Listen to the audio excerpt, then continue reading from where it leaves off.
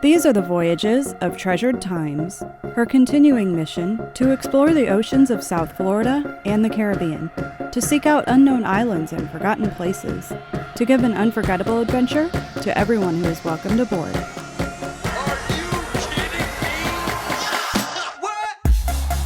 Welcome aboard Treasured Times. Captain's Log, February 5th, 2021. I was woken up at 2:30 by the anchor alarm. Are we drifting? Everything seemed normal. The wind is definitely starting to pick up, but the anchor is still holding tight. I guess it was a false alarm. I'm going back to sleep. There's the sun. The wind was beginning to blow stronger. It's definitely time to head back. I noticed something odd. The boat is facing the opposite direction of all the other boats. Maybe the chain is hung up on something. I'll have to be careful pulling the anchor up, just in case.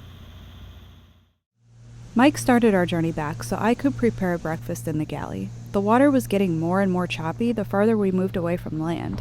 In some ways, this could be a good thing. Running all day long in less preferable conditions could identify some issues with the boat. If any problems were going to arise, it would be today. You like your new little perch? Select. Climb all the way up it. One thing I've realized, sometimes it's necessary to stop filming and focus on the current situation. Sorry about this. Welcome to the studio, by the way. It was really choppy that morning. I was cooking breakfast, and it was difficult to do anything. The generator stalled while I was cooking breakfast, and by the time we made it to Key West, we were limping along with no generator and one engine. We had to make a pit stop. Well, the adventure found us today. We're heading back into Key West. One of our fuel lines is pulling in air from somewhere. So we've got to get that fixed. What are we doing? Give us the report. The report is not good. Well, Here's that we are sucking some air into the fuel system, and we're praying that our port side engine continues to run even though we're still pulling in air. Our starboard engine we shut it down. It was totally airbound, so we're running slow, and hopefully we're going to go into town here and find some fuel hose just so we can get this patched up and get back to home port. We don't like it when the adventure finds us, but sometimes it does. it's usually not good when the adventure finds us, but it's part of the adventure. It is what it is. Gonna anchor up here in Key West and hopefully go into town and find some fuel line. Yep. Looks like we might be here for a while. Yeah, might Let's be see. here a while. At least it's warm out today. And sunny.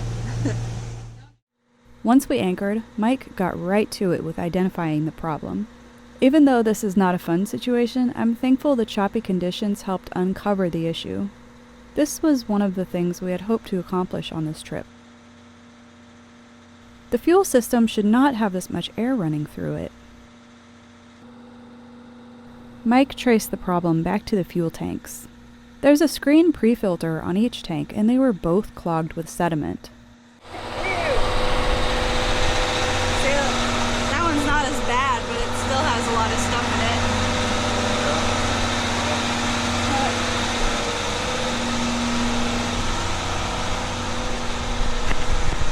That's what came out of the other one. No matter how well you know boats, every boat is different. In general, they all work the same way, but it's the small details that make them different. Our other boat, Idle Hour, does not have these screen filters, so it wasn't something we would have thought to check until now. Part of boat ownership is getting familiar with all the details of that particular boat. Sometimes that can only happen by going on a few trial runs. Look at all that. That's bad. Even though this problem was a minor one, I'm thankful for Mike's knowledge and experience to be able to identify and fix problems as they surface. Time to fire up the starboard engine.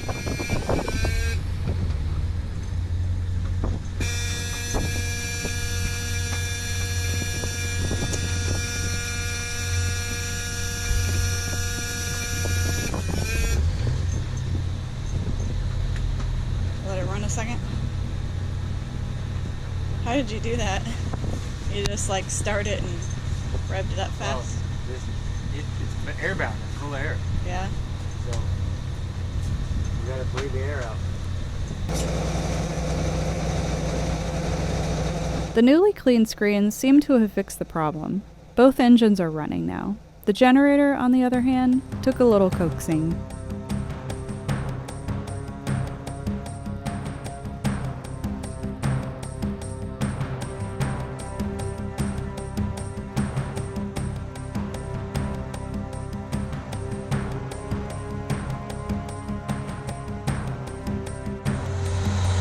Squeaky out here. I think she was getting hot.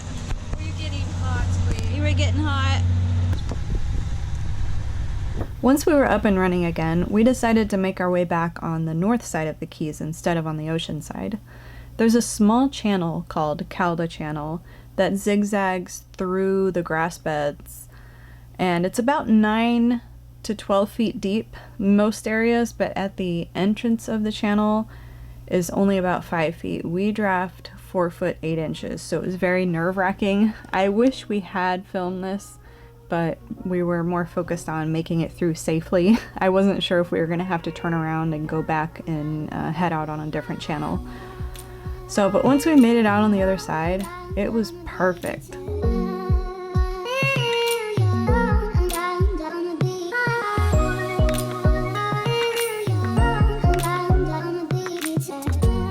We spent the next hour running at full speed without any further issues.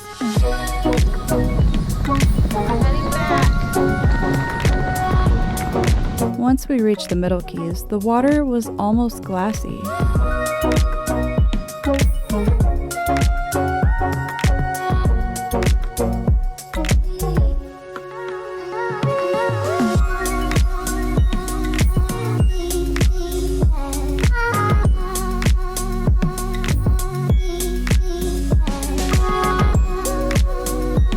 I'm pretty sure we're the only boat out here. Our only company was the occasional cormorant pair.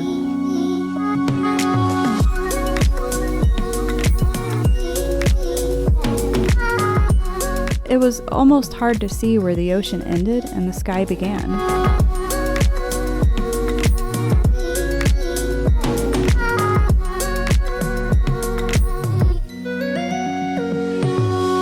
What you two doing down there?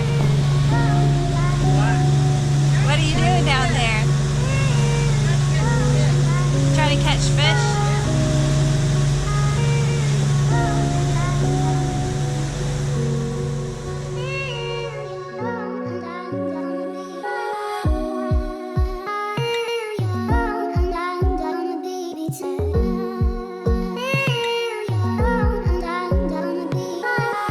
The Moser Channel Bridge is our home stretch. We made it.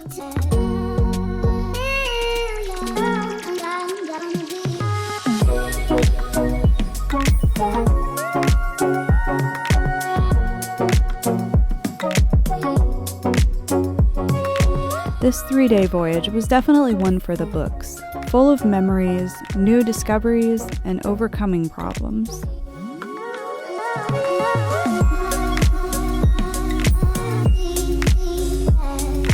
From a captain's perspective, this trip was a success. We made it back safely, and we all had a good time. It's a good start for the adventure charter. If you enjoyed this video, please give it a like, subscribe, and tap the bell for notifications. Don't forget to share it with your family and friends. See you next week.